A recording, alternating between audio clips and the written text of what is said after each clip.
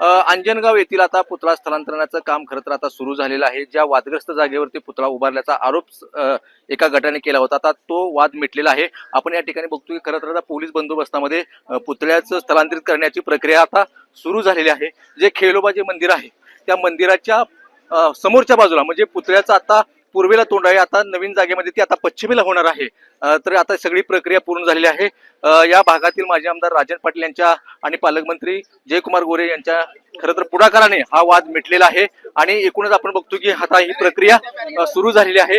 दिवसभरामध्ये तो पुतळा स्थलांतरित केला जाईल आणि या वादावरती आता खरं तर पडदा पडलेला आहे। दोन्हीही गटांना, मराठा आणि धनगर समाजाला आता तो तोडगा मान्य झालेला आहे। त्यानुसार खरं तर आता ही प्रक्रिया सुरू झालेली आहे।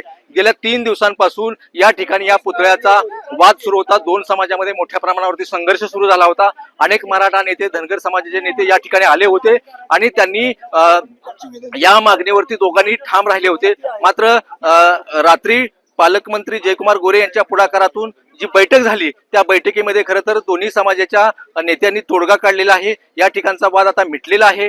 पोलीस देखील या सगळ्या प्रक्रियेवरती लक्ष ठेवून आहेत। आपण या ठिकाणी बघतोय की खरं तर आता एक जेसीबी आलेला आहे आणि त्याच्यामुळे त्या जागेचं काम आता सुरू झालेलं आहे। जागा तयार केली जाते आणि त्या ठिकाणी छत्रपती शिवाजी महाराजांचा पुतळा उभारला जाणार आहे। एकूणच आता या परिस्थितीमध्ये सगळ्या या परिस्थितीवरती पोलीस देखील नियंत्रण ठेवून आहेत।